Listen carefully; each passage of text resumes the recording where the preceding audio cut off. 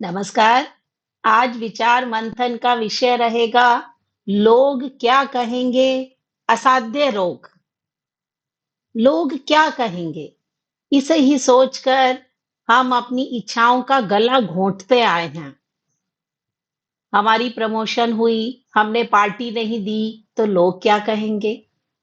शादी में लिफाफे में 100 का नोट मत डालो, क्योंकि लोग क्या कहेंगे। इससे मत मिलो, उससे मत मिलो, इससे बात मत करो, उससे बात मत करो तो लोग क्या कहेंगे। उसके साथ मत हंसो, उसके साथ अपने मन की बात मत करो, लोग क्या कहेंगे। ऐसे ही वाक्यों को सुनकर हमारे कान पक जाते हैं। आज के समय में यदि हम कुछ करना चाहते हैं तो स्वयं ही हमें अपने मन में विचार आ जाता है कि लोग क्या कहेंगे। जब भी हम कुछ बड़ा काम करते हैं, नया काम करते हैं, तो हर किसी के मन में ये विचार आखिर आ ही जाता है कि लोग क्या कहेंगे। इस सोच के बारे में कई बार तो हम विचार पर अमल करना ही छोड़ देते हैं, जो हमें खुशी दे सकता है, जो हमें सफल बना सकता है। इस विचार के कुछ करने से पहले ही हम हिम्मत हार जाते हैं। कैसे? चलो आप ही बताइए कि ये लोग कौन होते हैं? ये लोग हमारे परिजन होते हैं, हमारे रिश्तेदार होते हैं, हमारे मित्र होते हैं, सहकर्मी होते हैं, अन्य परिचित या अपरिचित होते हैं। इनकी कोई शक्ल तो नहीं होती, पर लोगों के द्वारा जो कमेंट्स दिए जाते हैं, उनसे हमें डर लगता है। क्यों लगता है? यह एक असाध्य रोग है, जिसका कोई इलाज नहीं है। तो आज हम इस असाध्य रोग का निवारण करने के बारे में कुछ टिप्स आपको देना चाहते हैं। तो सबसे पहली बात मैं जो आपके साथ करना चाहती हूँ कि अपने विचार के औचित्य को परखिए। आपको इस बात पर ध्यान रखना चाहिए कि आप जो कर रहे हैं, वो आपके लिए कितना ज़रूरी है। आपकी ज़िंदगी में वो कितनी अहमियत रखता है। उससे आपकी ज़िंदगी बदल सकती है। जो आप काम कर रहे हैं, ये ईश्वर की इच्छा के अनुकूल है? क्या काम करके ईश्वर को अर्पित किया जा सकता है? इन सभी प्रश्नों के उत्तर अपनी अंतरात्मा से पूछिए। यदि आपकी अंतरात्मा हाँ कहे, तो परिवार, समाज, संसार की जो प्रतिक्रिया है, उससे आपको क्या मतलब? तो इसलिए आपके अंदर जो विचार विकसित होता है, सबसे पहले उसके औचित्य को परखिए। दूसरी बात, सलाह के क्रिया अन्वयन और परिणाम में कौन भागीदार है? एक-एक चुटकी हल्दी आटा चेहरे पर लगाकर स्नान करना, ये सबको पता है गुणकारी होता है, हितकारी होता है। परंतु इसमें से सुनने वाले बहुत सारे लोग आपत्ति जताने लगते हैं। या दवा खाकर सिर पर बाल उगाइए, रात को ये खाकर पेट साफ कीजिए, 2 दिन में आप पतले हो जाएँगे, जैसी सलाहें बाँटते फिरने वाले लोग क्या स्वयं के सिर पर बाल उगा सके हैं? क्या स्वयं को पतला कर सके हैं? क्या स्वयं का पेट साफ कर सके हैं? यदि हाँ, तो भी बिना किसी वैज्ञानिक अनुसंधान के साथ वे लोग दावा कैसे कर सकते हैं? लोगों की सलाहें तो बस सलाहें होती हैं। तो बस सलाह होती है, उसे सब्जेक्ट से रिलेटेड कुछ भी नॉलेज नहीं होती। अपनी सलाह के क्रियान्वयन में क्या वो आपका साथ निभाएँगे? परिणाम विपरीत निकलने पर उसे साथ भोगने की बजाय वे तो पलायन कर जाएँगे। क्या आपको उन सब से ये प्रश्न नहीं करने चाहिए? जब आप क्रियान्वयन करते हैं तो जो उसके परिणाम हैं, वो आपको ही भुगतने पड़ेंगे। जो आपको सलाह देगा, वो आपका परिणाम भुगतने वाला नहीं है। तीसरी बात, लोगों की बातों में क्यों आना? हम लोग कई बार दूसरे लोगों को कुछ ज़्यादा ही अटेंशन देने लगते हैं, जिसके कारण हम लोगों की बातों को सुनकर उन्हें ही सच्चाई समझ लेते हैं। अधिकांश लोग ना तो आपके अपने होते हैं, ना ही आपसे उनका किसी प्रकार का कोई रिलेशन होता है। ये लोग आपके दुःख में भागीदार होने वाले नहीं हैं। आपके सुख को मनाने की चाह में ये फ्री के भोजन के लिए ज़रूर आ धमकेंगे, या फिर ऐसे लोगों की जली-कटी बातें क्यों सुनना? आपके जीवन में जिनकी कोई भूमिका ही नहीं है, आप उन लोगों को क्यों अहमियत देते हो? ये हमें विचारना पड़ेगा। हम लोगों की बातों में क्यों आएँ? चौथी बात, कुछ तो लोग कहेंगे, लोगों का काम है कहना। एक फ़िल्म का गीत भी है, कुछ तो लोग कहेंगे, लोगों का काम है कहना।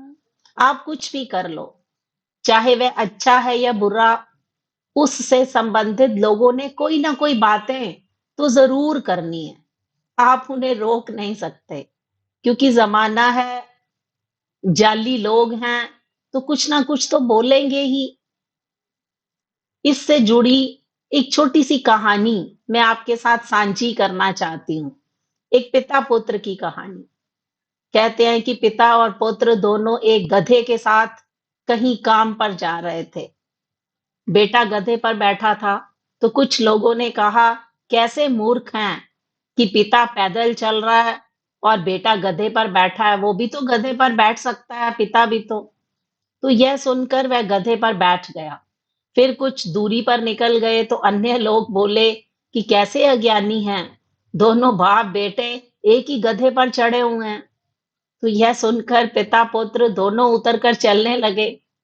कुछ दूरी पार की तो कुछ लोगों ने बोला कि तीनों अलग-अलग क्यों चल रहे हैं? तो फिर पिता ने उस गधे को अपने कंधों पर उठाकर आगे की यात्रा तय करनी शुरू कर दी। क्या मतलब हुआ कि आप चाहें जो भी कर लें, कोई ना कोई कुछ ना कुछ तो अड़ंगा अवश्य डालेगा ही। हर किसी की बातें मन में पकड़कर हम क्यों काम करें? हम लोगों की बातों पर इतनी तरजीह क्यों दें? हम उसे रोग क्यों बनाएं, बीमारी क्यों बनाएं? इस पर हमें विचार करना होगा। पांचवी बात, सुने सबकी, करें अपने मन की। आप कुछ भी करें, या आपको औरों की सुननी भी है तो सुनिए, किंतु सुनने के बाद आप अपने मन की जरूर सुनिए। विशेष रूप से बड़े बुजुर्गों, अनुभवियों और एक्सपर्ट की बातें सुनने में हो सकता है कि आपको कोई हर्ज ना हो, परंतु अनुभवियों के अनुभव प्राय उनके निजी पूर्वाग्रहों से जुड़े होते हैं। तथाकथित विशेषज्ञ भी बहुमत के आधार पर परामर्श प्रदान करते हैं, लेकिन आप अपनी अंतरात्मा से पूछिए, उनका अनुसरण कर लेने में क्या आपको भलाई लगती है? तो आप अपने आप से बात कीजिए, अपने मन की बात मानिए। कहते हैं कि जितने लोग उतना ज्ञान। मतलब यह है कि जितने मस्तिष्क उतनी बुद्धियां, उतनी मतियां, उतने दृष्टिकोण, लेकिन सत्य सदा एक होता है। लगातार कर्म करने का आपका निर्णय आपको करना है। दृष्टिकोण व मत प्रस्तुत करने वाले दूर से देखते रहते हैं, क्योंकि वे आपके निर्णय के परिणाम में आपको संभालने आगे नहीं आएंगे। तो फिर क्यों हर जगह घूम-घूम कर उनके विचारों से प्रभावित होकर आप अपना निर्णय बनाने में आमदा रहते हैं, हमेशा तैयार रहते हैं कि दूसरों की बात सुन लें। मतलब आप जितने लोगों की बात सुनेंगे, आपको उनकी बातों में काफ़ी ज़्यादा मतभेद नज़र आएगा। यानी कि मतलब हर कोई अपना-अपना ओपिनियन देगा, अपना-अपना विचार देगा, जिससे आपको सही फैसला लेने में दिक्कत आ सकती है। आप जितने लोगों से बात करोगे, उतने ही मत आएँगे। मत आएँगे तो मतभेद भी होगा, तो जिससे आप अपना निर्णय लेने में आपको मुश्किल आ सकती है। अपने परायों की प्रतिक्रियाएँ। कहते हैं कि जिस प्रकार चूहे और अन्य पशुओं के छोटे बच्चों में यदि कोई किसी स्थान पर ऊपर चढ़ जाता है तो उसके नीचे या आस-पास वाला बच्चा खेल-कूद में उसकी पूँछ पकड़कर उसे नीचे गिरा देता है। यहाँ तक तो ठीक है, क्योंकि सीखने-सिखाने की ज़रूरी और हानि रहित बात तो हम मान सकते हैं। लेकिन मनुष्य में भी यह भाव है, ना हम किसी को कुछ अच्छा करने देंगे और ना ही स्वयं करेंगे। इस कारण आप कितनी भी पुनीत योजनाएं ले आइए, दोष निकालने वाले आपको कतार में खड़े ही तैयार मिलेंगे। उनकी बेकार की बातों से प्रभावित होकर आप सही दिशा में बढ़ रहे हैं, अपने पाँव क्यों पीछे खींच लेते हैं, ऐसा करना ठीक नहीं है। लोगों के कहने में आकर हम अपने काम में ही विघन डालना शुरू कर देते हैं। हम सही दिशा में बढ़ने की कोशिश ही नहीं करते। 8वीं बात, अपनों के वेश में छुपे परायों को पहचानिए। आपके हित चिंतकों के नकाब में कई विरोधी आपके आसपास जमघट लगा सकते हैं, जो आपके निर्णयों में तो सहयोग कर सकते हैं, जो उनके लिए लाभकारी होंगे, परंतु आपके निष्काम सद्कर्म में वे आपके साथ शत्रु जैसा व्यवहार करते हैं। इनसे बचकर चलना सरल नहीं है दोस्तों। इसलिए ऐसे शुभ चिंतकों से दूर रहिए, जो कि अपने का वेश धारण करते हैं, लेकिन परायों जैसा व्यवहार करते हैं। तो ऐसे हित चिंतक, जो कि अपने आप को हित चिंतक कहते हैं, इन ऐसे शुभ चिंतकों से, हित चिंतकों से हमें दूर रहना चाहिए। 9वीं बात, अपेक्षाएं न रखें। कहते हैं कि वृक्षारोपण करना हो, घायल पशु को अस्पताल लेकर जाना हो, अपने आसपास के परिचितों या अपरिचितों से चर्चा करके तत्काल सही निष्कर्ष पर पहुंचने का प्रयास किया जा सकता है। परंतु ऐसा ना हो सके तो अपेक्षाएं और क्रिया प्रतिक्रिया की श्रृंखला सहित इन सब से बने जो जंजाल बन जाता है, उनसे आप दूर रहिए। खुद को काट कर रख दोगे, ये दुनिया आपसे खुश नहीं हो सकती। इसलिए आप वही करो जो आपका मन चाहे। जो दुनिया चाहे वो दुनिया करे, क्योंकि दुनिया को बदलते वक्त नहीं लगता। 4 रिश्तेदार एक ही दिशा में तब चलते हैं जब हमारा अंतिम संस्कार होता है। 5वां व्यक्ति जब कंधे पर होता है, तभी 4 रिश्तेदार एक साथ चलते हैं। पूरी जिंदगी कोई भी हमारे साथ चलने के लिए तैयार नहीं होता। तो इसलिए दोस्तों, हमें यह हमेशा इस बात को अपने अंदर धारण कर लेना चाहिए कि लोगों की बात को दरकिनार कर दीजिए, क्योंकि पूरी जिंदगी हम इसी बात में गुजार देते हैं कि लोग क्या कहेंगे। ये 4 लोग, ये 4 रिश्तेदार, जिनकी चिंता करके हम अपनी सारी जिंदगी गंवा देते हैं। होता क्या है? अंत में 4 लोग हमें शमशान घाट छोड़ आते हैं और 4 लोग क्या कहते हैं कि राम नाम सत्य है।